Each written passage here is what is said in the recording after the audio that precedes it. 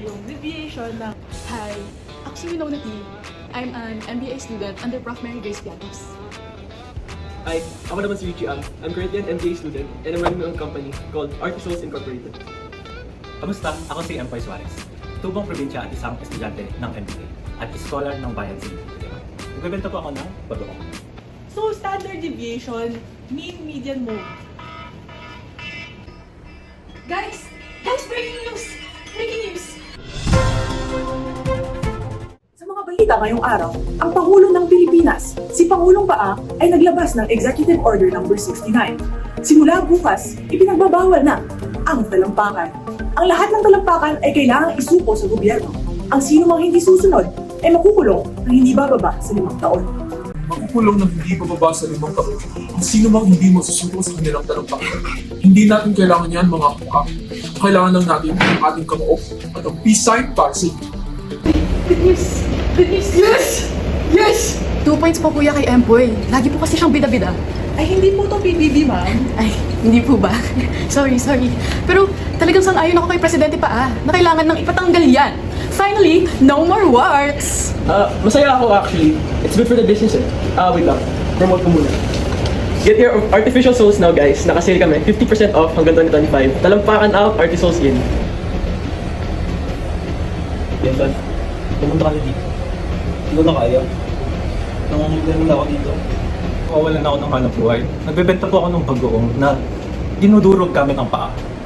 Putang ina, di porket mukhang paa yung presidente, itatanggalin na ang talampakan namin. Hindi kompleto ang paa kung wala ang talampakan. Beth! Okay ka lang ba? Rinig ko nga rin yung balita eh. Nakakalungkot talaga para sa aming mga manininda ng bagoong. Mahirapan na rin kami maglakad at mag-commute.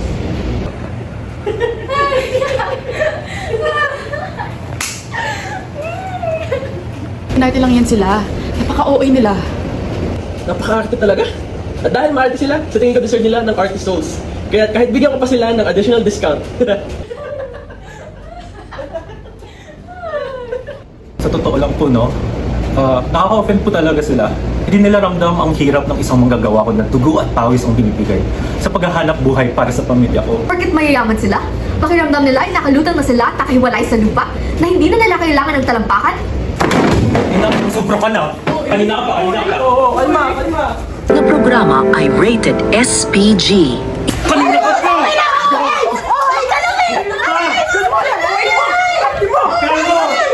Di na talaga ako nakakatiis. Nanggigigil na ako sa kanilang dalawa. Ang sakit, grabe. Mas masakit pa sa sabunot ni Empoy. Aray! Holy shit!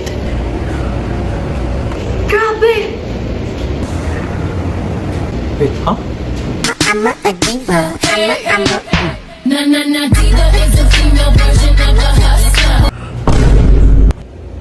Ang OA nila, ah!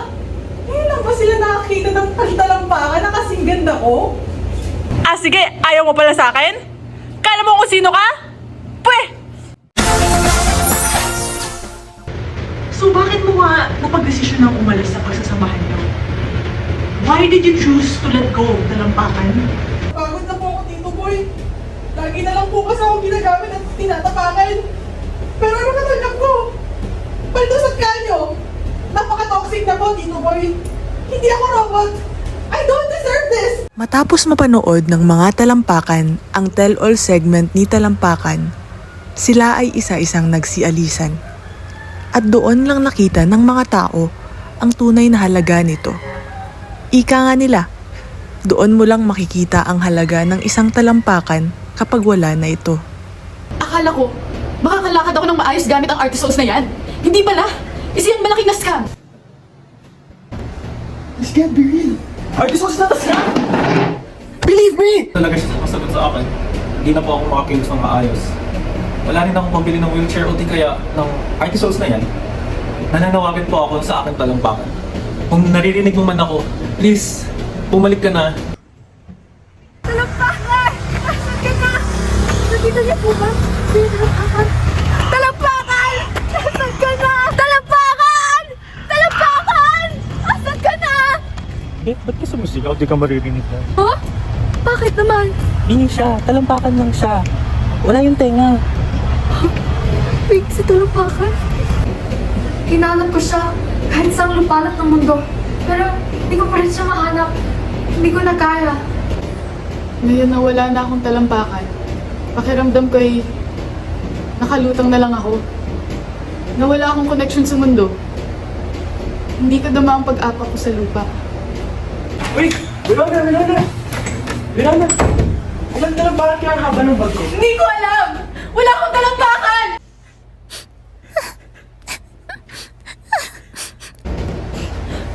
I never thought I'd say this. But gusto ko na ng talampakan ko ulit. Sa bawat yapak ko, kasama ko si talampakan. Sa lahat ng hirap na dinanas ko, nariyan siya lagi.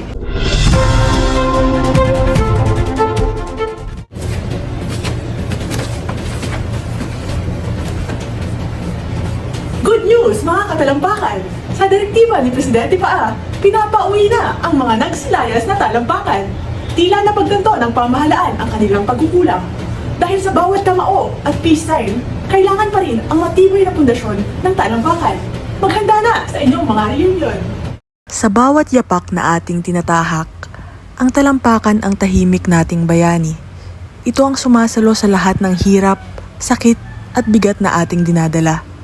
Ang talampakan ay hindi lamang bahagi ng iyong katawan.